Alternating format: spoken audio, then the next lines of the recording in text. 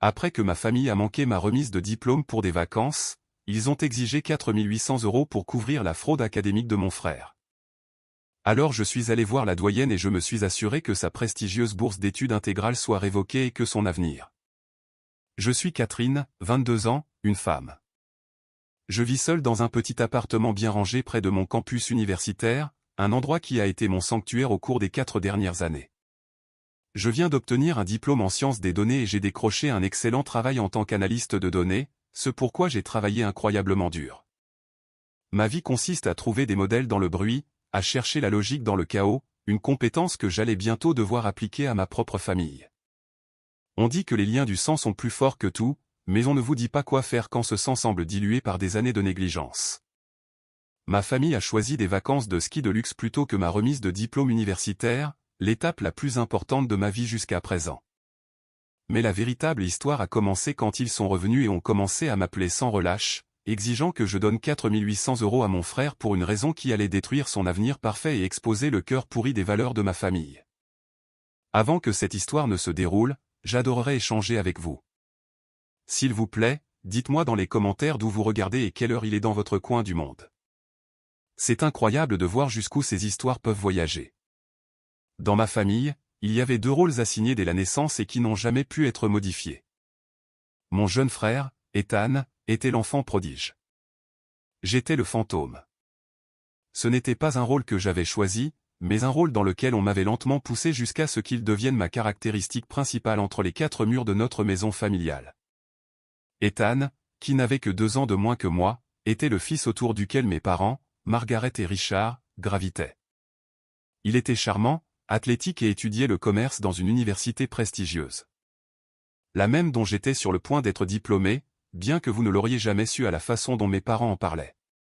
Ses accomplissements étaient diffusés sur les réseaux sociaux, annoncés lors des réunions de famille et discutés avec des chuchotements respectueux. Ses succès mineurs étaient traités comme des fêtes nationales. Mes réussites, en revanche, étaient accueillies par un signe de tête polie et un changement de sujet rapide.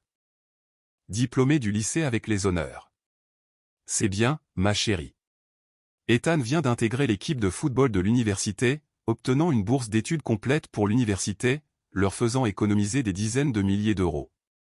Oh, merveilleux! Cela libérera des fonds pour les voyages du club de débat d'Ethan.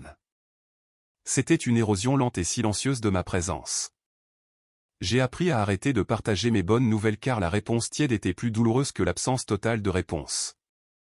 Je suis devenu un fantôme dans ma propre maison, une fille autonome et facile à vivre qui ne demandait jamais rien et dont on supposait donc qu'elle n'avait besoin de rien. Ma mère, Margaret, possédait une boutique de mode haut de gamme. Sa vie était organisée pour la consommation publique, une série d'instantanés parfaits d'une famille parfaite. Une fille qui était trop académique, trop calme, ne correspondait pas à sa marque. Ethan, avec son sourire facile et son charme de club privé, était son meilleur accessoire. Mon père, Richard, était un conseiller financier qui, ironiquement, faisait les pires investissements émotionnels imaginables. Il suivait l'exemple de ma mère dans tout ce qui touchait à la dynamique familiale, concentrant toute son attention et ses ressources sur Ethan, l'action de premier ordre. Alors que j'étais l'obligation municipale, stable, fiable, mais totalement inintéressante. Il n'était pas cruel de manière évidente. C'était une négligence née de l'indifférence. Il subvenait à mes besoins fondamentaux, payait mon logement jusqu'à ce que ma bourse prenne le relais, mais ils ne m'ont jamais offert la seule chose dont j'avais désespérément envie, la reconnaissance. Ils ne m'ont jamais vu. Cette dynamique n'a jamais été aussi apparente que dans les mois précédant ma remise de diplôme. Je terminais mon diplôme en sciences des données avec les honneurs, un programme notoirement difficile. J'avais passé d'innombrables nuits alimentées par le café et la pure détermination, à coder jusqu'à ce que mes yeux se brouillent, poussé par le désir de me construire une vie où je ne serais pas invisible. La remise des diplômes n'était pas seulement une cérémonie pour moi. C'était la ligne d'arrivée d'un marathon que j'avais couru entièrement seul. C'était la preuve que j'existais, que j'avais accompli quelque chose de significatif. Je leur ai envoyé la date et les détails 3 mois à l'avance. Je les ai relancés 2 mois avant. J'ai même envoyé un courrier électronique de suivi 1 mois avant avec des liens pour le stationnement et les places assises. La première réponse de ma mère a été un message texte désinvolte. Bien reçu, ma chérie. Tellement excitant. Mon père a juste répondu avec un emoji pouce en l'air. J'ai laissé une petite graine d'espoir fragile se planter dans mon cœur. Peut-être que cette fois, ce serait différent. Peut-être que me voir en toge et toque marcher sur cette scène les obligerait enfin à me voir. Environ 3 semaines avant le grand jour, je les ai appelés, ma voix bourdonnant d'une énergie nerveuse que je n'avais pas ressentie depuis des années. Et, je voulais juste faire le point sur la remise des diplômes, ai-je commencé. Je peux avoir jusqu'à 4 billets, donc toi, papa et Ethan pouvaient venir, et peut-être grand-mère. Il y a eu un silence à l'autre bout du fil. Puis la voix de ma mère a résonné, teintée d'une hésitation peu familière, presque coupable. Oh, Catherine, à ce sujet, il y a eu un imprévu. J'ai senti mon estomac se nouer. Un imprévu, ai-je demandé d'une petite voix. Oui, a-t-elle dit, son ton s'éclaircissant de manière non naturelle. Eh bien, le cabinet de ton père récompense les meilleurs conseillers avec un voyage, et il a gagné un fantastique voyage de ski tout frais payé à Aspen. C'est exactement le même week-end que ta remise de diplôme. N'est-ce pas merveilleux pour ton père? Je pouvais entendre la fausseté de sa joie. C'était une performance. Le même week-end, ai-je répété, les mots ayant le goût de la cendre dans ma bouche. Le week-end exact, a-t-elle confirmé. C'est un timing terrible, mais nous ne pouvons décemment pas lui demander de refuser une récompense aussi prestigieuse. Et Ethan est tellement excité. Il n'a jamais skié à Aspen. Mon esprit tournait à toute vitesse. Un voyage de récompense. Cela semblait plausible, je suppose, mais mon père n'avait jamais mentionné un tel concours. Et pourquoi Ethan irait-il à un voyage d'entreprise? Donc, vous ne venez pas, ai-je demandé, bien que je connaisse déjà la réponse.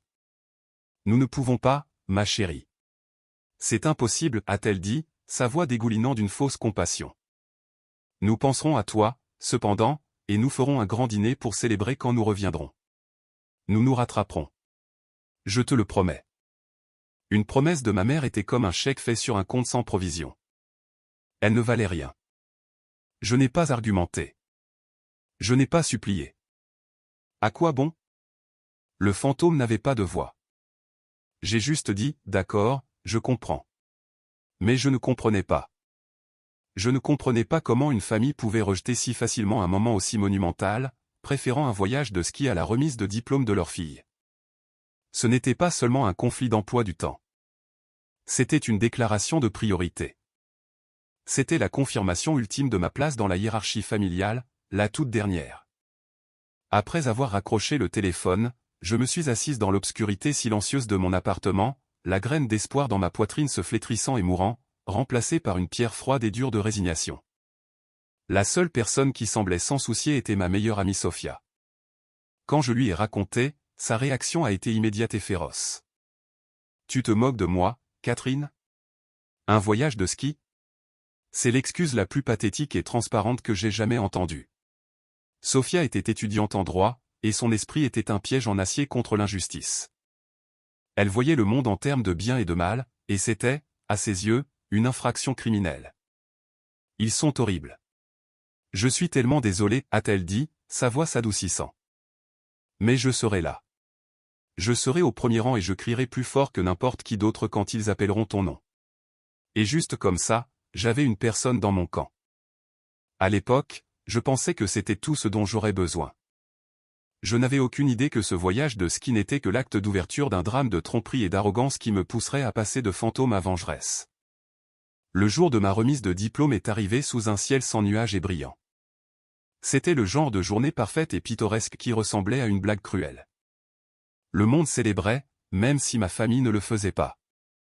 Je me suis réveillé avec une douleur sourde dans la poitrine, un membre fantôme là où un sentiment de fierté familiale aurait dû se trouver. J'ai mis ma robe, j'ai fermé ma toge de diplômé et j'ai ajusté la toque sur ma tête, mon reflet dans le miroir montrant une étrangère avec des yeux tristes et fatigués. C'était censé être l'un des plus beaux jours de ma vie, l'aboutissement de 4 années d'efforts acharnés. Au lieu de cela, cela ressemblait à un examen final de solitude, et je le réussissais haut la main. Sophia est arrivée à mon appartement avec un grand sourire et un bouquet de tournesol. « Tu es magnifique », a-t-elle dit, son enthousiasme contrastant fortement avec mes propres sentiments étouffés. « Prête à aller briller ?» Elle a tenu parole. Pendant la cérémonie, Assise parmi des centaines de mes camarades, tous entourés de leur famille rayonnante, j'ai ressenti un profond sentiment d'isolement. J'ai balayé l'immense foule du regard, sachant que je ne trouverais pas un seul visage familier de ma propre lignée. Il n'y avait pas de parents tenant des appareils photos surdimensionnés, pas de banderoles embarrassantes avec mon nom dessus, pas de petits frères l'air ennuyés mais fiers. Il y avait juste un espace vide là où ma famille aurait dû être. Quand ils ont finalement appelé mon nom, Catherine suma comme l'eau, un rugissement a éclaté dans une petite section du public. C'était Sophia debout sur sa chaise, applaudissant et hurlant mon nom à plein poumon. Je n'ai pas pu m'empêcher de rire, un rire sincère et rempli de larmes. Alors que je traversais la scène pour serrer la main de la doyenne, cette seule voix pleine d'amour et de fierté sincère a suffi à me porter tout au long de ce moment. C'était une bouée de sauvetage dans un océan d'indifférence. Elle était ma famille aujourd'hui. Après la cérémonie, nous avons pris des photos près des monuments du campus. Sophia m'a fait poser avec mon diplôme, jetant ma toque en l'air, créant les souvenirs que mes parents lui avaient sous-traités. D'accord, maintenant vérifions ton téléphone, a-t-elle dit alors que nous marchions vers un café voisin pour célébrer. Peut-être qu'ils ont envoyé un gentil message texte ou quelque chose comme ça. J'ai sorti mon téléphone avec un sentiment d'appréhension. Je ne l'avais pas regardé de toute la journée, voulant éviter la déception inévitable. Il y avait quelques messages textes de félicitations de la famille élargie et d'amis, mais de ma cellule familiale principale, il n'y avait rien. Pas d'appel, pas de message texte, pas même un bravo générique. Mon cœur, qui avait été provisoirement soulevé par la joie de Sophia, a replongé dans cet endroit lourd et familier. Ils n'avaient pas seulement manqué la cérémonie. Ils avaient oublié que j'existais pendant toute la journée. Rien, a demandé Sophia, le visage marqué par l'incrédulité et la colère. J'ai simplement secoué la tête, incapable de parler à cause de la boule dans ma gorge.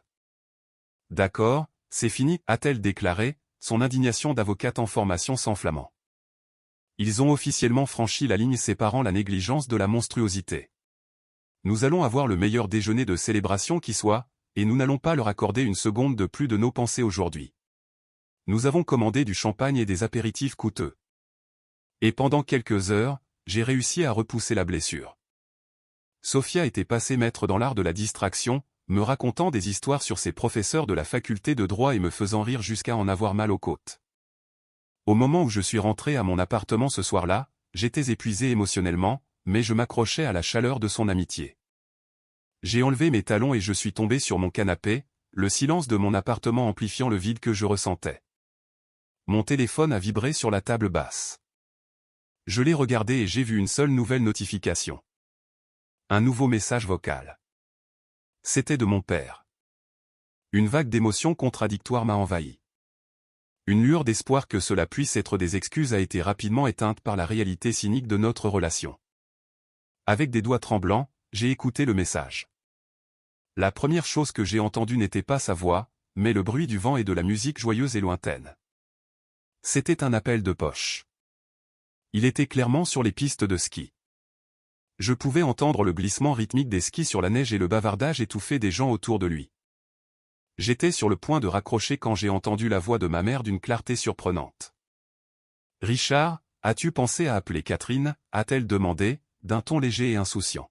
« C'est sa remise de diplôme aujourd'hui. »« Oh, c'est vrai » a répondu la voix de mon père, lointaine et distraite. « Je lui enverrai un message texte plus tard. »« Est-ce qu'Ethan a déjà descendu la piste noire ?»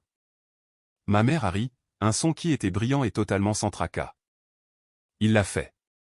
Il a un talent naturel, bien sûr. Il parle déjà de rejoindre le club de ski à l'école. Nous devrons lui acheter tout un nouvel équipement pour ça. » Puis la voix d'Ethan a coupé, essoufflée et excitée. « Maman, papa, vous devez voir ça. Le moniteur a dit que j'avais une posture parfaite. Peut-on y retourner demain avant de prendre l'avion ? » « Bien sûr, mon chéri, » a roucoulé ma mère. « Tout ce que tu veux. » Le message vocal durait environ 30 secondes. 30 secondes où ma famille s'amusait comme des fous sans avoir une seule pensée pour moi. La promesse de mon père de m'envoyer un message texte plus tard a été le coup de grâce final. Ce n'était pas qu'il avait oublié. C'était que j'étais une réflexion après coup, une tâche sur une liste de choses à faire à laquelle il s'attaquerait un jour. Peut-être que la remise de diplôme pour laquelle j'avais travaillé pendant 4 ans était moins importante que la posture parfaite de mon frère sur une piste de ski. J'ai écouté le message une deuxième fois, puis une troisième fois. Le ton désinvolte et méprisant, les rires faciles, la façon naturelle dont il priorisait le plaisir éphémère d'Ethan par rapport à l'accomplissement de toute ma vie. Tout était là. Ce n'était pas un malentendu ou une simple erreur. C'était ce qu'ils étaient. Le message vocal n'était pas un accident. C'était une révélation. C'était la vérité sans phare de ma place dans leur monde. J'ai sauvegardé l'enregistrement. Je ne savais pas pourquoi à l'époque, mais un instinct me disait de le garder. Cela ressemblait à une preuve. Alors que j'étais assise là dans ma robe de diplômée, le silence de mon appartement étant désormais un témoignage rugissant de leur absence, la tristesse en moi a commencé à tourner. Elle s'est lentement, mais sûrement, durcie pour devenir autre chose. C'était une colère froide et silencieuse. Le fantôme commençait à ressentir une étincelle de feu. Ils avaient fait leur choix. Ils avaient décidé qui comptait. Et à ce moment-là, en écoutant les sons de leurs vacances familiales parfaites, j'ai commencé à faire mon propre choix. La semaine qui a suivi l'obtention de mon diplôme a été un tourbillon de mise en place de ma nouvelle vie. J'ai signé le bail d'un nouvel appartement plus près de mon travail, j'ai emballé la vie que j'avais construite en tant qu'étudiante et je me suis concentré sur l'avenir. Je n'ai pas eu de nouvelles de ma famille. Le dîner de célébration promis ne s'est jamais concrétisé. Ils sont revenus d'Aspen et leur vie ont simplement continué, ma remise de diplôme devenant un non-événement qu'ils avaient contourné avec succès. J'ai vu des photos sur les réseaux sociaux. Eux trois rayonnant dans leur tenue de ski coûteuse, posant avec en toile de fond des montagnes aux sommets enneigés. La légende que ma mère a écrite était « Un voyage incroyable et bien mérité pour mes deux hommes préférés, la famille d'abord, bénie ». L'ironie était si amère qu'elle m'en faisait mal aux dents. J'ai commencé mon nouveau travail en tant qu'analyste de données. C'était tout ce que j'avais espéré. Stimulant, engageant et plein de personnes brillantes et solidaires. Pour la première fois, je me sentais vu et valorisé pour mes compétences. Mon travail était méticuleux, mes rapports étaient perspicaces et mon patron était impressionné. Je me construisais un monde où ma valeur n'était pas déterminée par l'attention éphémère de mes parents. Je guérissais morceau par morceau en me prouvant que je n'avais pas besoin de leur validation pour réussir. La colère froide que j'avais ressentie le soir de la remise des diplômes s'était transformée en une résolution d'acier. J'ai décidé de réduire les contacts. Je n'appellerai pas. Je n'enverrai pas de message texte. Et je les laisserai faire le premier pas s'ils le décidaient un jour. 2 semaines se sont écoulées dans un silence bienheureux. Puis un mardi matin, mon téléphone a sonné. C'était ma mère. J'ai fixé l'écran, mon cœur battant avec un mélange d'appréhension et de curiosité morbide. J'ai laissé aller sur la messagerie vocale. 1 minute plus tard, il a sonné encore, et encore, et encore. Au moment où je suis arrivé à ma pause déjeuner, j'avais 17 appels manqués de ma mère et 6 de mon père. Le volume pur était alarmant. Ma famille ne m'appelait jamais autant, à moins d'une urgence absolue. Et même alors, c'était généralement un seul appel superficiel. C'était un barrage. Ma première pensée a été qu'il était arrivé quelque chose de terrible à Ethan. Malgré tout, un nœud d'inquiétude s'est serré dans mon estomac. J'ai finalement répondu au 18e appel. Catherine, enfin. La voix de ma mère était tranchante, frénétique, et teintée d'une accusation, comme si le fait de ne pas répondre était un affront personnel. Pourquoi ne décroches-tu pas ton téléphone? Nous avons essayé de te joindre toute la matinée. Je suis au travail, maman, ai-je dit, d'un ton plat et professionnel. Je viens de commencer un nouveau travail, tu te souviens. Oh, c'est vrai, a-t-elle dit d'un ton méprisant, le sujet de ma carrière ne l'intéressant clairement pas. Écoute, nous devons te parler. C'est à propos d'Ethan. Le nœud dans mon estomac s'est resserré. Est-ce qu'il va bien? Il va bien. Il va bien, a-t-elle dit avec impatience. Enfin, pas bien, mais il n'est pas blessé. C'est une question financière. C'est très sérieux, Catherine. J'ai attendu, ne disant rien. Il a cette incroyable opportunité, a-t-elle commencé, sa voix adoptant son ton familier de discours commercial. C'est un voyage de réseautage à Londres avec la prestigieuse société des futurs leaders du commerce de son université. Il rencontre des cadres de grandes entreprises internationales. C'est une chance unique dans une vie qui pourrait le propulser pour toute sa carrière. Je voyais déjà où cela menait. D'accord, ai-je dit lentement. Le problème, a-t-elle continué, sa voix baissant de manière complice, c'est que c'est assez cher. Et avec les impôts fonciers sur la maison et la baisse saisonnière de ma boutique, ton père et moi sommes un peu justes ce mois-ci. Cher comment, ai-je demandé, ma voix dénuée d'émotion. Elle a pris une grande inspiration. Le coût total du voyage, les vols, l'hôtel, les frais de programme, cela s'élève à 4 800 €. C'est à payer ce vendredi. Le silence s'est prolongé pendant un long et lourd moment. J'ai assimilé le chiffre. 4 800 €. Une énorme somme d'argent. Une somme d'argent qu'il s'attendait à ce que j'ai. Et tu me dis ça parce que les jeux poussaient, bien que je connaisse la réponse. Eh bien, nous avons besoin de ton aide, a-t-elle dit, comme si c'était la chose la plus évidente au monde. Ton père et moi nous disions, puisque tu as eu cette bourse et que tu n'as pas eu de prêts étudiants, et que tu viens de commencer ce nouveau travail, tu dois avoir des économies. Nous avons besoin que tu prêtes l'argent à Ethan. Ce n'était pas une demande. C'était une exigence. L'audace de la chose était à couper le souffle.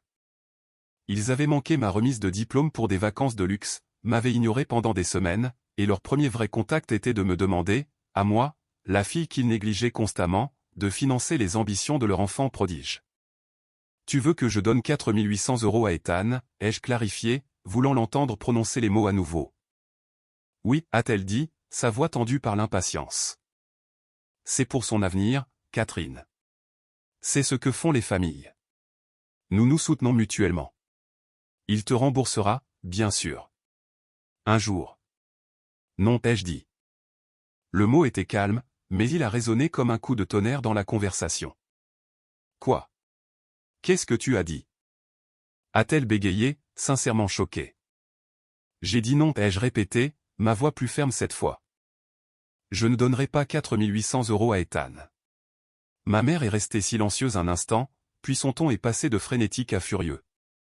Je ne pense pas que tu comprennes, Catherine. Ce n'est pas optionnel. L'avenir de ton frère est en jeu. Après tout ce que nous avons fait pour toi, tout ce que tu as fait pour moi.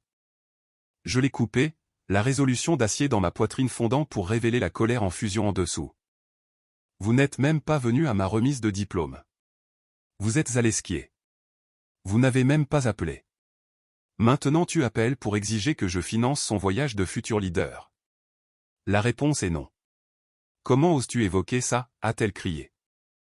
C'était une obligation professionnelle pour ton père. Tu es incroyablement égoïste et ingrate. Il s'agit de ton frère. Il s'agit toujours de mon frère, ai-je dit, ma voix dangereusement calme. Et j'ai fini de payer pour ça. Mes économies sont pour mon avenir, celui que j'ai construit toute seule sans aucune de votre aide. Je ne lui donne pas un centime. J'ai raccroché avant qu'elle ne puisse répondre. Mes mains tremblaient. Mon cœur battait la chamade contre mes côtes, mais sous l'adrénaline, il y avait un sentiment de pouvoir profond et libérateur. J'avais dit non. J'avais enfin brisé le schéma. Mon téléphone a immédiatement recommencé à sonner. Mon père cette fois, puis Ethan. Au cours des 2 jours suivants, les appels ont été incessants. J'ai compté 37 appels manqués au total, entrecoupés d'un barrage de messages textes qui devenaient de plus en plus hostiles. Ils allaient des tentatives de culpabilisation déçues de mon père, nous sommes tellement déçus de ton attitude, Catherine, aux gémissements arrogants d'Ethan, je ne peux pas croire que tu sois si jalouse que tu ruinerais ma carrière. En passant par les menaces pures et simples de ma mère, si tu ne fais pas ça, tu le regretteras. Tu déchires cette famille. Ils essayaient de me forcer à me soumettre, utilisant les mêmes tactiques de culpabilité et de pression qui avaient fonctionné pendant 22 ans. Mais quelque chose en moi avait fondamentalement changé.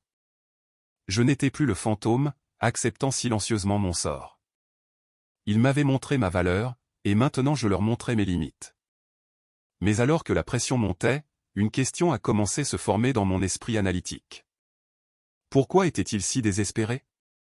Un voyage de réseautage, bien que précieux, ne semblait pas être une question de vie ou de mort. Quelque chose dans l'intensité de leur exigence semblait faux. Le chiffre de 4 800 € semblait étrangement spécifique. Mon cerveau d'analyste de données s'est mis en marche. Il y avait une variable manquante dans cette équation, une pièce du puzzle que je ne pouvais pas voir. Et j'étais soudainement déterminé à la trouver. Le barrage incessant d'appels et de messages textes a finalement cessé le jeudi après-midi, la veille de la date limite supposée pour l'argent du voyage d'Ethan. Le silence était plus troublant que le bruit. Cela ressemblait au calme avant la tempête.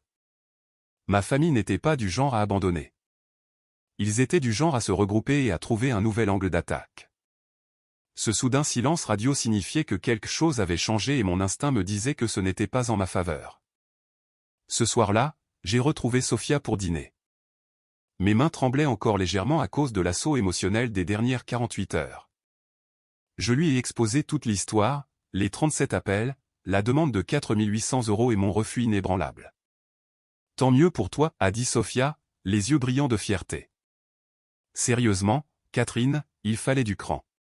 C'était terrifiant, ai-je admis, mais aussi nécessaire. La partie la plus étrange est à quel point ils sont désespérés. Cela semble être bien plus qu'un simple voyage. Pourquoi irait-il jusqu'à de telles extrémités? Parce que ce sont des narcissiques qui pensent que tout leur est dû, a-t-elle suggéré, en prenant une gorgée de son vin. C'est la réponse simple, ai-je dit, en faisant tourner les glaçons dans mon verre d'eau. Mais je suis analyste de données, Sophia. Je cherche des modèles. C'est une anomalie. Leur comportement est extrême même pour eux. Et ce chiffre, 4 800 €. C'est tellement spécifique. Sophia s'est penchée en avant, son expression devenant sérieuse. Tu penses qu'il y a autre chose? Ce n'était pas une question. Oui, ai-je confirmé. J'ai l'impression de ne voir qu'une seule colonne d'un tableur, et j'ai besoin de voir l'ensemble des données pour comprendre l'image. Alors, quel est ton plan? A-t-elle demandé. Vas-tu être un fantôme ou vas-tu être une détective? Un petit sourire a effleuré mes lèvres. Je pense qu'il est temps pour le fantôme de faire un peu d'apparition. Mon enquête a commencé cette nuit-là. Mes parents avaient toujours été négligents avec leur vie privée numérique, supposant que personne, et encore moins leur douce fille aînée, n'aurait jamais de raison de regarder. J'ai commencé par le site internet de l'université, en cherchant la société des futurs leaders du commerce. Elle existait, et ils avaient bien un voyage de réseautage annuel à Londres. J'ai creusé les détails. Le voyage était très médiatisé, un joyau dans la couronne de l'école de commerce. J'ai trouvé la page avec la répartition des coûts. Le total pour le voyage d'une semaine, y compris les vols, l'hébergement et les frais de programme, était répertorié là, noir sur blanc, 3 500 €. Ma respiration s'est bloquée. Pas 4 800 €. C'était 1 300 € de moins que ce que ma famille exigeait. Mon cœur a commencé à battre plus vite.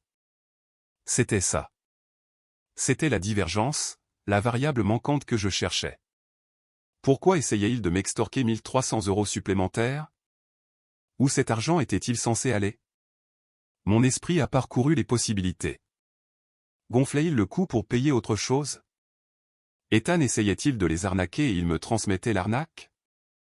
J'avais besoin de plus d'informations. J'ai tourné mon attention vers Ethan. Il était un utilisateur prolifique des réseaux sociaux, publiant constamment sur son incroyable vie universitaire. J'ai fait défiler ses profils, qui étaient une compilation soigneusement organisée de fêtes, de groupes d'études dans des bibliothèques baignées de soleil et de photos avec des personnes qui semblaient importantes. En remontant plusieurs semaines avant le voyage de ski, j'ai remarqué un changement dans le ton de ses publications. Il y avait moins de photos de groupe et plus de publications philosophiques vagues sur le fait de surmonter les défis et d'apprendre de ses erreurs. C'était une introspection performative classique, mais c'était inhabituel pour lui. Puis je l'ai trouvé, une publication datant d'il y a environ 2 mois. C'était une photo de lui et d'un groupe d'amis tous sur leur 31 lors de ce qui ressemblait à une soirée de poker à enjeux élevés. La légende était arrogante, tapis. Au risque, haute récompense. L'un de ses amis avait commenté, « J'espère que tu as récupéré ce que tu as perdu contre Alex la semaine dernière, mec. » La réponse d'Ethan avait été supprimée, mais le commentaire de l'ami était toujours là. Alex. Je connaissais ce nom. Alex était célèbre sur le campus pour organiser des parties clandestines à enjeux élevés et pour être un créancier impitoyable. Une froide angoisse m'a envahi alors que les pièces commençaient à s'emboîter. Ethan n'était pas seulement un papillon social. Il avait un problème de jeu, un problème sérieux. Ma prochaine étape a été plus intrusive, mais je n'ai ressenti aucune culpabilité. Je me suis connecté au compte familial partagé du forfait téléphonique en ligne. C'était quelque chose que mon père avait mis en place il y a des années, et ma ligne y figurait toujours par commodité. J'avais enregistré le mot de passe à l'époque où je devais vérifier l'utilisation des données à l'université. J'ai navigué jusqu'à l'historique des appels et des messages textes d'Ethan. Je ne cherchais pas des conversations, juste des modèles. J'ai exporté les journaux de données des 3 derniers mois dans un tableur. L'analyste de données en moi a pris le dessus, et le tourment émotionnel a été remplacé par une concentration froide et claire. J'ai trié les données, en filtrant les numéros récurrents qui n'étaient pas dans sa liste de contacts. Un numéro s'est démarqué. Il l'avait appelé plus de 50 fois au cours du mois dernier, souvent tard le soir. Les messages textes de ce numéro étaient encore plus fréquents. J'ai fait une recherche rapide en ligne du numéro. Il était lié à un téléphone jetable, mais dans une discussion de forum étudiant sur les logements hors campus, quelqu'un avait mentionné que le numéro appartenait à Alex, le même Alex de la partie de poker. Le puzzle était presque complet. Ethan avait une dette de jeu importante. Il avait probablement perdu une énorme somme d'argent au profit d'Alex et était maintenant sous pression pour la rembourser. L'histoire du voyage à Londres était la couverture parfaite. C'était un événement réel, ce qui le rendait crédible. Mais il avait gonflé le coup pour couvrir sa dette. Il avait escroqué nos parents et maintenant ils essayaient de m'escroquer. Les 3500 € étaient pour le voyage qui maintiendrait son image de garçon en or. Et les 1300 € supplémentaires étaient le premier versement pour rembourser son requin du jeu. Et qu'en était-il du reste de la dette? Le montant total qu'il devait était probablement beaucoup plus important. J'ai réalisé que les 4800 € n'étaient probablement que la partie la plus urgente, mais il manquait encore une pièce. Comment cela était-il lié au voyage de ski? Je suis allé sur le calendrier académique de l'université. J'ai cherché la page des bourses et des récompenses de l'école de commerce. Ethan était le bénéficiaire de la prestigieuse bourse de leadership de la doyenne depuis 2 ans. C'était une bourse complète attribuée aux étudiants qui faisaient preuve de performances académiques exceptionnelles et d'une intégrité personnelle irréprochable. J'ai cliqué sur les conditions de la bourse. Pour conserver la bourse, un étudiant devait maintenir sa moyenne générale au-dessus de 3,7 et, plus important encore, n'avoir aucune infraction disciplinaire. Puis je l'ai vu. La date limite pour la demande de renouvellement de la bourse pour la prochaine année universitaire était ce vendredi, le même jour où l'argent pour le voyage à Londres devait être payé. Soudain, une nouvelle théorie, plus sombre, a commencé à se former. Et si le voyage à Londres n'était pas l'objectif principal? Et si les 4800 € n'étaient pas pour un voyage ou une dette, mais pour toute autre chose? Et si le statut académique d'Ethan, la fondation même de son statut d'enfant prodige, était en péril? Le jeu n'était qu'un symptôme d'un problème plus vaste. Il était désespéré et imprudent. De quoi d'autre était-il capable? Je me suis souvenu du ton frénétique de ma mère, de la pression inhabituelle de mon père. Il ne s'agissait pas seulement de maintenir le statut social d'Ethan. Il s'agissait de prévenir une catastrophe qui pourrait détruire tout son avenir soigneusement organisé. Et ils étaient prêts à sacrifier ma sécurité financière et ma confiance pour l'arrêter.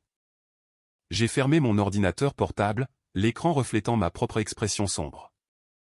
Ma petite expédition de fouilles avait mis au jour une toile de mensonges bien plus complexe que je ne l'avais imaginé. Et au centre de celle-ci se trouvait mon frère, le fils autour duquel ma famille gravitait, qui s'avérait n'être rien d'autre qu'un trou noir consumant tout autour de lui. La dernière pièce du puzzle s'est mise en place le lendemain matin. Elle n'est pas venue d'un tableur ou d'une plongée profonde dans les réseaux sociaux, mais d'une conversation anodine que j'ai surprise au café près de mon nouveau bureau. 2 étudiants de mon université étaient assis à la table à côté de la mienne, se plaignant bruyamment de leur cours. Je te le dis, le logiciel de détection de plagiat pour le cours du Dr Albright n'est pas une blague, l'un d'eux a dit. Il a attrapé genre 5 personnes le semestre dernier. Il les a carrément virés de l'école de commerce. Mon sang n'a fait qu'un tour. Le Dr Albright. Je connaissais ce nom. Il était à la tête du comité d'éthique de l'école de commerce et était un professeur notoirement strict. Ethan avait mentionné être dans son cours de stratégie d'entreprise avancée ce semestre. Soudain, tous les points de données désespérés ont convergé en un seul récit terrifiant. Ethan n'avait pas seulement des dettes de jeu. Il était désespéré. Il suivait un cours difficile avec un professeur connu pour sa position rigide sur l'intégrité académique. Il avait l'habitude de prendre des raccourcis. Le renouvellement de la bourse devait avoir lieu. La pression frénétique de vie ou de mort de mes parents prenait enfin tout son sens. Il ne s'agissait pas d'un voyage de réseautage ou d'une dette de jeu. Ce n'était que des symptômes. Le problème central était qu'Ethan avait été surpris en train de tricher. Les 4 800 € n'étaient pas pour un voyage. C'était le prix d'une dissimulation. C'était l'argent du silence. Ou peut-être le coût d'un tuteur académique hors de prix ou d'un service de rédaction de dissertation pour régler un problème qu'il ne pouvait pas gérer lui-même. Ou pire, c'était pour acheter le silence de quelqu'un. Je suis immédiatement retourné à mon appartement. Mon café oublié. J'avais besoin de le confirmer. C'était une accusation explosive, et j'avais besoin de preuves, pas seulement d'une théorie bien fondée. Sophia, ma conseillère juridique toujours fidèle, a été mon premier appel. Je pense qu'Ethan s'est fait attraper pour plagiat, ai-je dit, les mots sortant de ma bouche à toute vitesse, et je pense que mes parents essaient d'obtenir de l'argent de moi pour le couvrir. Waouh, Catherine, ralentit, a-t-elle dit. C'est un pas de géant. Comment pourrais-tu prouver ça? Je ne sais pas, ai-je admis en faisant les 100 pas dans mon salon. Mais c'est la seule théorie qui correspond à tous les faits, le désespoir, le montant spécifique d'argent, la date limite de la bourse. Tout pointe vers une violation de l'intégrité académique. D'accord, pensons comme une avocate, a-t-elle dit, sa voix calme et méthodique.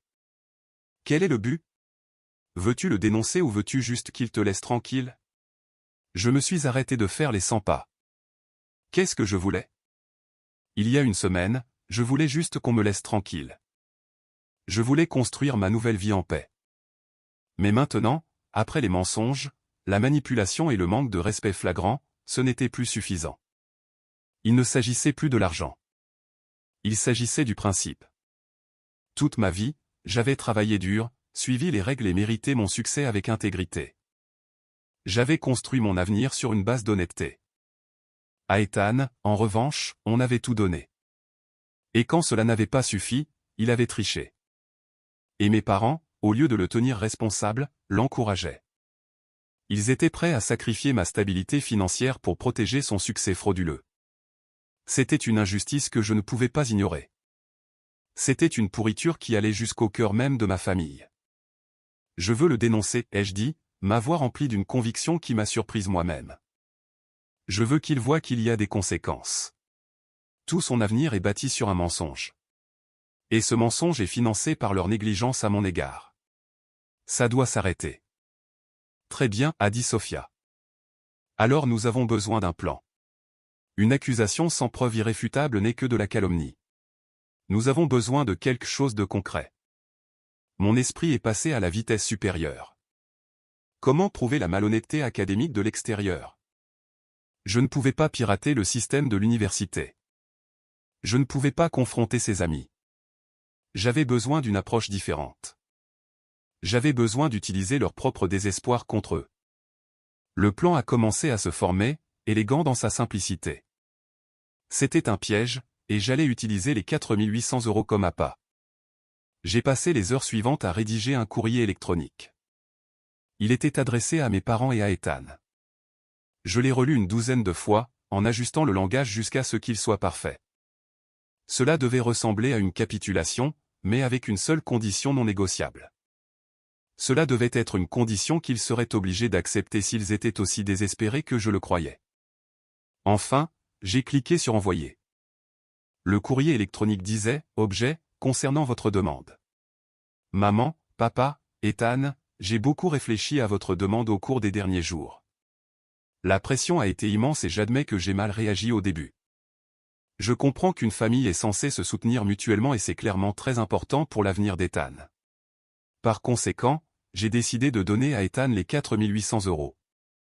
Cependant, compte tenu de l'importance du montant et de la nature soudaine de la demande, j'ai une condition pour ma propre sécurité financière. Ce n'est pas négociable. J'ai besoin d'une explication écrite claire sur la destination de l'argent. Puisqu'il s'agit d'un voyage sanctionné par l'université, j'aurai besoin d'une copie de la facture officielle du programme ou de la répartition des coûts de l'école de commerce. De plus, comme il s'agit d'un prêt important, je souhaiterais une brève lettre de confirmation du conseiller académique d'Ethan ou du directeur du programme, le Dr Albright, confirmant simplement sa participation au programme. C'est une pratique courante pour garantir un prêt personnel et une chose que mon conseiller financier exige pour toute transaction importante. Une fois que j'aurai ces deux documents, je transférerai le montant total immédiatement. Vous avez dit que la date limite est demain, donc je suis sûr que vous pourrez obtenir ces documents simples rapidement. Sincèrement, Catherine. C'était un chef-d'œuvre de jargon d'entreprise et de menaces voilées. J'avais feint la reddition, leur offrant l'argent dont ils avaient si désespérément besoin, mais en le liant à une condition que je savais qu'ils ne pourraient pas remplir. Si l'argent était vraiment pour le voyage à Londres, fournir une facture et une lettre de confirmation serait trivial. Mais s'il s'agissait de couvrir un scandale académique impliquant le Dr Albright, demander à ce même professeur une lettre de confirmation serait impossible. C'était un échec et mat. Je les mettais au défi à grande échelle. Maintenant, tout ce que j'avais à faire était d'attendre leur réponse. La balle était dans leur camp.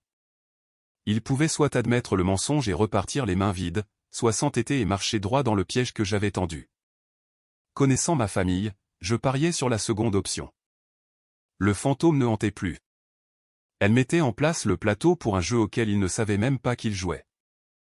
Et pour la première fois de ma vie, je détenais tout le pouvoir. La réponse à mon courrier électronique est arrivée moins d'une heure plus tard. C'était un appel téléphonique de mon père. Sa voix, d'habitude si confiante et méprisante, était tendue. « Catherine, a-t-il commencé. Nous avons reçu ton message, ta mère et moi. Nous apprécions que tu aies reconsidéré la question. C'est une grande décision, ai-je dit, en gardant un ton neutre. J'ai dû y réfléchir. Bien sûr, a-t-il dit rapidement. Concernant tes conditions. Une lettre du Dr Albright pourrait être difficile à obtenir dans un délai aussi court. C'est un homme très occupé. L'excuse était si faible, si transparente que j'ai failli rire. Papa, ai-je dit, ma voix ferme et professionnelle. Tu m'as dit que c'était une opportunité qui changerait la vie d'Ethan. Si l'université promeut ce voyage, elle devrait avoir les documents facilement disponibles. Une facture et un message rapide d'un professeur devraient prendre 10 minutes. Si c'est aussi important que tu le dis, je suis sûr qu'Ethan peut s'en arranger. Je pouvais entendre ma mère marmonner en arrière-plan, sa voix n'étant qu'un sifflement étouffé et furieux. Mon père s'est raclé la gorge. La facture est compliquée. Il y a différents portails de paiement. Alors envoie-moi le lien et les identifiants, ai-je immédiatement rétorqué. Je peux payer l'école directement. Ce serait encore plus facile. Échec et mat. Il y a eu un long et lourd silence à l'autre bout du fil. Je les avais acculés. En proposant de payer l'université directement, j'avais complètement démantelé leur couverture. Si l'argent était pour un voyage, ils auraient sauté sur l'occasion. Leur silence était une confession. Catherine, tu rends les choses incroyablement difficiles, a finalement dit mon père, sa voix abandonnant tout semblant de politesse et se durcissant de frustration. Ce n'est pas ainsi qu'une fille devrait traiter sa famille. C'est ainsi qu'une personne ayant un sens financier gère un prêt de 4 800 €, ai-je rétorqué. Les termes sont simples. Pas de documents, pas d'argent. L'offre expire demain à midi. J'ai raccroché, le cœur battant à tout rompre. Le piège s'était refermé. Leur silence pour le reste de la soirée a confirmé mes soupçons. Ils ne pouvaient pas produire les documents parce que les documents n'existaient pas. Le voyage à Londres était un mensonge. Le lendemain matin, c'était vendredi. La date limite de renouvellement de la bourse. À 11 h du matin, 1 heure avant ma date limite, mon téléphone a vibré avec un message texte provenant d'un numéro inconnu. C'est bon, tu gagnes. Je n'ai pas besoin de ton stupide argent. C'était Ethan. Son message était irritable et enfantin, mais c'était le drapeau blanc de la reddition. Il n'avait pas réussi à obtenir l'argent. La phase 1 de mon plan était terminée. Maintenant, il était temps de passer à la phase 2. J'avais passé la soirée précédente à me préparer. J'avais compilé tout ce que j'avais. Le message vocal sauvegardé du jour de la remise des diplômes, les captures d'écran des publications d'Ethan sur les réseaux sociaux concernant les jeux d'argent, les journaux d'appel montrant les appels d'Alex, la page officielle de l'université pour le voyage à Londres avec le coût correct. Et une impression de mon courrier électronique soigneusement rédigé ainsi que leur silence ultérieur. J'ai tout mis dans un dossier soigné et à l'aspect professionnel. C'était un dossier sur la tromperie de ma famille, compilé avec la précision froide et impartiale d'une analyste de données. Ma cible n'était pas Ethan directement. Cela aurait été une confrontation personnelle chaotique. Ma cible était le système qui le favorisait, la bourse de leadership de la doyenne, une bourse fondée sur une intégrité personnelle irréprochable. À 14 h cet après-midi-là, je suis entré dans le bâtiment administratif de l'école de commerce de l'université. J'avais programmé une réunion, non pas avec le docteur Albright, mais avec la directrice du comité des bourses, une femme nommée doyenne Miller. Je m'étais présenté comme une ancienne élève récente souhaitant discuter de contribution à un nouveau fonds pour le leadership éthique. C'était un prétexte qui m'avait permis d'entrer. La doyenne Miller était une femme vive et intelligente, à la fin de la cinquantaine. Elle m'a accueilli chaleureusement, me félicitant pour ma récente remise de diplôme et mon nouveau travail. Alors, Catherine, a-t-elle dit en souriant, que puis-je faire pour vous? J'ai pris une grande inspiration. En fait, doyenne Miller, ai-je commencé, ma voix assurée. Je suis ici aujourd'hui sous un prétexte légèrement différent. Je suis ici parce que j'ai de sérieuses inquiétudes quant à l'intégrité de l'un de vos programmes de bourse phare. Son sourire a vacillé. Elle s'est penchée en avant, son expression devenant sérieuse. Je vous en prie, continuez. J'ai ouvert mon dossier et posé les documents sur son bureau, un par un, lui expliquant calmement et méthodiquement le récit qu'il créait. Je lui ai parlé de la dynamique de ma famille, de la pression, de la demande d'argent sous de faux prétextes. Je n'ai pas présenté cela comme une fille amère cherchant à se venger. Je l'ai présenté comme une ancienne élève inquiète et une analyste de données qui avait découvert un modèle de comportement troublant chez un bénéficiaire d'une bourse qui était censée représenter le meilleur de l'université. La bourse de leadership de la doyenne repose sur le principe de l'intégrité, ai-je dit d'une voix égale. J'ai reçu une bourse complète pour mon propre diplôme et je sais à quel point ce soutien peut changer une vie. Il devrait être réservé aux étudiants qui l'ont mérité, non seulement sur le plan académique, mais aussi sur le plan éthique. Je lui ai montré la divergence de coûts pour le voyage, les preuves d'une importante dette de jeu, et les longueurs extrêmes auxquelles ma famille était allée pour m'extorquer de l'argent pour une cause non vérifiée. Tout cela se produisant dans les jours précédant la date limite de renouvellement de la bourse. Je ne sais pas avec certitude à quoi servait l'argent, ai-je conclu, en la regardant droit dans les yeux. Mais ce modèle de comportement, la tromperie, le désespoir ne sont pas conformes aux valeurs d'un futur leader. Je pense que ces informations justifient un examen approfondi de l'éligibilité de mon frère Ethan à continuer de représenter cette institution en tant que boursier. La doyenne Miller est restée silencieuse pendant un long moment, ses yeux balayant les documents sur son bureau. Son visage était illisible, un masque de neutralité professionnelle, mais je pouvais voir une lueur de profonde inquiétude dans ses yeux. Elle a pris l'impression des coûts officiels du voyage, puis a regardé mon courrier électronique exigeant des documents. Elle a tout de suite compris. Elle a reconnu le schéma. Merci d'avoir porté cela à mon attention, Catherine, a-t-elle finalement dit, d'une voix grave. Vous m'avez donné beaucoup de choses à considérer. Nous prenons très au sérieux l'intégrité de nos boursiers. Je vous assure que nous allons mener un examen complet et immédiat de cette affaire. Alors que je sortais de son bureau et retournais sous le soleil éclatant de l'après-midi, je n'ai pas ressenti un élan de victoire triomphant. J'ai ressenti un sentiment de clôture calme et sombre. Je n'avais pas agi par méchanceté. J'avais agi par besoin de justice. Ethan avait fait ses choix. Mes parents avaient fait les leurs. Ils avaient bâti leur famille sur une fondation de mensonges et de favoritisme. Tout ce que j'avais fait, c'était leur tendre un miroir. Les conséquences étaient maintenant entre les mains de l'institution même qu'ils avaient essayé de manipuler. La confrontation n'avait pas été une dispute criante dans un salon. C'était une réunion calme et professionnelle où les données parlaient plus fort que la colère. J'avais dénoncé mon frère, non pas en l'attaquant, mais en défendant les principes mêmes d'intégrité qu'il avait si négligemment ignorés. Et je savais avec une certitude absolue que son avenir, autrefois si doré et assuré, était sur le point d'être ruiné. Les retombées n'ont pas été immédiates, mais quand elles sont arrivées, elles ont été catastrophiques pour ma famille. L'examen de l'université a été, comme la doyenne Miller l'avait promis, complet et immédiat. Une enquête sur l'intégrité académique est une affaire interne et discrète, mais ses conséquences sont bouleversantes. Environ une semaine après ma réunion, j'ai reçu un court courrier électronique professionnel de la doyenne Miller me remerciant à nouveau pour les informations et déclarant que les mesures appropriées avaient été prises conformément à la politique de l'université. C'était tout ce qu'elle pouvait légalement dire, mais c'était suffisant. Le premier véritable signe du verdict est venu d'Ethan. Il m'a appelé d'un numéro masqué. J'ai failli ne pas répondre, mais ma curiosité a pris le dessus. Sa voix était méconnaissable. Pas le ton arrogant et suffisant auquel j'étais habitué, mais un murmure brisé et désespéré. « Tu as ruiné ma vie » a-t-il sifflé. Ils m'ont tout pris. La bourse a disparu. Ils ouvrent une audience formelle pour malhonnêteté académique. Je pourrais être renvoyé. Tout ça parce que tu ne pouvais pas juste me donner l'argent. Il n'a jamais été question d'argent, Ethan, ai-je dit calmement. Il était question de mensonge. Tu as triché. Tu as menti à maman et papa, et vous avez tous essayé de me mentir. Ce n'est pas ma faute. C'est la conséquence de tes actes. Tu vas payer pour ça, a-t-il craché avant de raccrocher.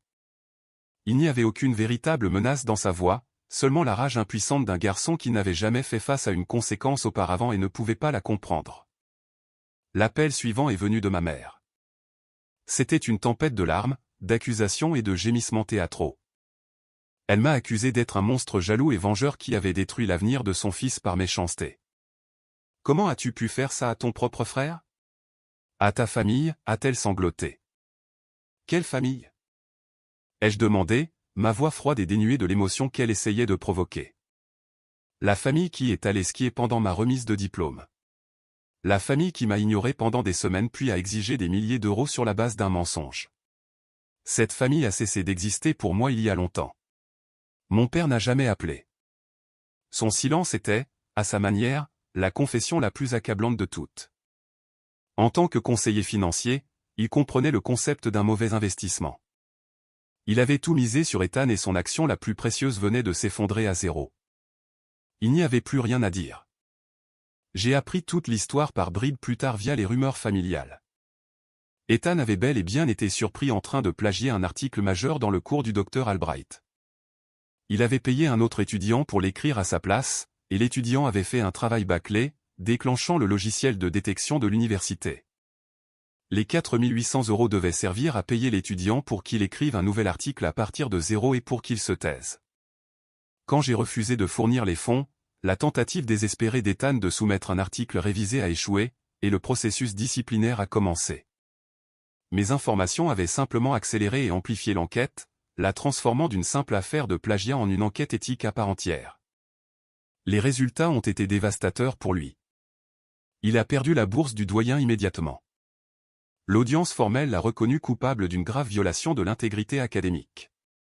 Il n'a pas été renvoyé, mais il a été suspendu pour une année entière et dépouillé de toutes ses distinctions académiques. Son dossier parfait était brisé et la prestigieuse école de commerce qui avait été toute son identité le considérait maintenant comme un paria. La dette de jeu, sans l'argent de la bourse pour compenser ses dépenses, est devenue une ancre, les entraînant lui et mes parents vers le fond. Mon père a dû encaisser une partie de son fonds de retraite pour rembourser Alex et empêcher la situation de s'aggraver. Ma famille, autrefois l'image de la réussite de banlieue soigneusement entretenue, a implosé. La pression financière combinée à la honte publique de la chute de leur enfant prodige a créé des fissures dans le mariage apparemment parfait de mes parents. Ma mère ne pouvait plus parader avec les accomplissements d'Ethan sur les réseaux sociaux. Les ventes de sa boutique en ont souffert car son attention était consumée par le drame. Ils ont dû vendre leur grande maison familiale et déménager dans plus petit, un coup humiliant pour leur statut social. Ils avaient construit leur monde sur la fondation instable du succès frauduleux d'Ethan. Et quand cela s'est effondré, toute la structure s'est effondrée avec. Quant à moi, ma vie a pris la direction opposée. J'ai excellé dans mon travail. Ma capacité à voir des modèles et à raconter des histoires avec des données m'a valu une promotion au cours de ma première année. J'ai acheté mon propre petit appartement en ville, le remplissant de lumière, de plantes et de la paix qui vient du fait de construire une vie selon ses propres termes. J'avais mes amis, ma carrière et un profond sentiment de respect de moi-même que je n'avais jamais connu auparavant. Sophia a terminé ses études de droit et est devenue procureure, une voie tout à fait appropriée pour quelqu'un avec une boussole morale si forte. Nous sommes restés inséparables, ma famille de cœur. Je ne me suis jamais réconcilié avec mes parents ou Ethan. Le gouffre entre nous était trop grand, rempli de trop d'années de négligence et d'un acte final et impardonnable de trahison.